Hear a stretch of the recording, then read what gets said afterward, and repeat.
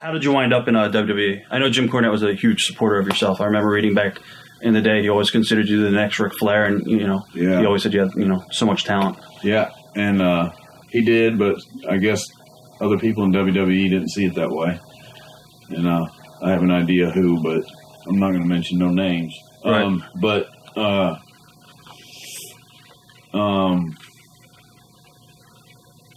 I think actually Paul Bearer is the one that sent him my tape. Right. He gave him one of my tapes, and I taped a few minutes of Smoky Mountain matches from Smoky Mountain and sent up there, and then J.J. Dillon called me. I got off work one day, and there was a voicemail from J.J. Dillon on my answering machine, and they wanted to talk to me and set up a meeting, and I flew to Connecticut, and they hired me. I didn't even have to have a tryout. Wow. What were your initial impressions of Vince? I thought he was a great guy. I thought he was nice. I didn't know him when I first met him, but I thought he was really nice. Take us, I guess, through the day of your meeting. You went up there. They treated you first class and all that. Oh, yeah. All right. Uh-huh. I walked in, sat down with Vince and JJ and just talked about it, and they handed me a contract and told me to take it home and look at it, Right. And so I took it home, looked at it, signed it, and sent it back. At the meeting, did they discuss any of the characters that they wanted you to do? I mean, was that talked about yet, or? Yeah, they already had a character in mind because of my racing background, the Sparky Plug deal. Right. Which, I thought was kind of corny, but, I was grateful to, be hired by WWE because that's where everybody wanted to go. Right.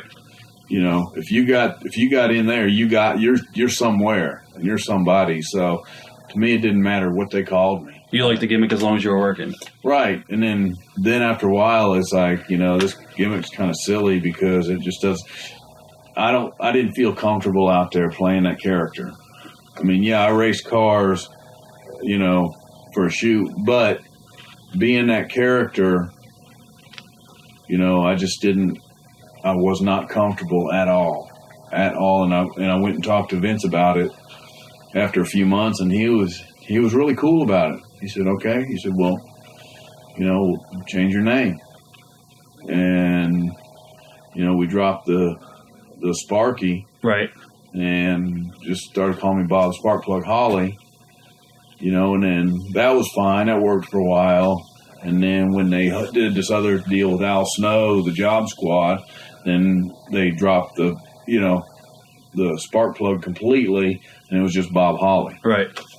I'm going to ask you about that coming up. Okay. As far as your TV debut against Barry Horowitz, what are your memories of working Barry? It was easy. He made me feel real comfortable. I was nervous, of course. Right. But, I mean, he didn't take advantage of me or anything like that. He made me look good. Okay. How soon were you accepted into the locker room? I think I was pretty well accepted right away because I was friends with Paul Bearer. Right. And Undertaker. Not so much friends with Undertaker, but Paul Bearer managed Undertaker. And me and Paul were good friends. So, of course, Undertaker was, looking out for me too. And right. And I think everybody pretty much accepted me because I would come in, speak to everybody, and I would sit down and I mind my own business. I wouldn't, be loud. I wouldn't talk. I wouldn't say nothing. I knew where my place was. Right. So I just sat there, and then, and then when I was spoken to, I spoke, and, I knew what my role was. Was Taker at the time pretty much the locker room leader? Yes. Okay. Good. Memories of the Kliq around this period of time? I hated them. Why is that? Just because of the way they acted. They run everything. Guys didn't have a chance with them around. To this day, Scott Hall, I'd like to smack him right across his face. A lot of people, talk about that on our interviews. Do they play a lot of politics with your career at all? I have no idea. Right. That's the thing. You don't know what they did. You have no earthly idea what they did. And but I do remember Kevin coming up to me and saying, that they had talked to Vince about me and about doing something with me and stuff like that. So, but other than that, I think you just don't know because you don't know, because Vince was like so tight with those guys. So you don't know what went on behind closed doors. Right. Right. And that's the thing. Was Shawn hard to deal with around this period of time? Shawn Michaels, was he hard to get along with? Yeah. You didn't know. He was messed up so bad he couldn't remember whether he didn't know whether he was coming or going. Right. And it's funny because me and Shawn have talked about it, here in the past, and he was like, he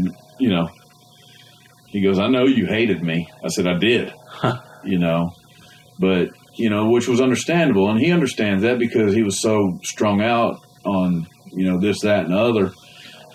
But I mean, to me right now, Shawn is just absolute wonderful guy. I mean, he's a good guy. I mean, he really is. I've talked to him on the phone and stuff like that, and he is a good man. It was just the nature of the business around the period of time, I guess. Yeah. What was your take on the whole Bret-Shawn dynamic? Well, to me, my opinion, Bret should have done business like everybody else does. Bret wanted to leave as world champion and turn the belt over, which it's wrong. You pass the torch. You leave WWE, you drop the belt to somebody else. Then you leave and go somewhere else. Bret didn't want to do that. And so I completely understand why Vince did what he did. I don't blame him for doing it. Right. And Bret, to me, I mean, I don't have anything against Bret, but, Bret got what he deserved. Because it's not, you just don't do that. I mean, look at all the guys that passed the torch to him. Yokozuna dropped the belt to him, Right. He beat him. And he didn't have to do it, but he did it. So why can't Bret return the favor? He's leaving. Drop the belt to Shawn. That's just the way it is. That's the nature of the business. It is what it is, and that's what you're supposed to do. And so, he didn't like it. That's too damn bad. What are your thoughts on Bret as a person outside the ring? I always got along with him. He was kind of quiet. I mean, he was nice to me. Right. I didn't have no problems with him. He was nice. He was really nice to me. Watch thousands of exclusive shoot interviews right now on TitleMatchNetwork.com.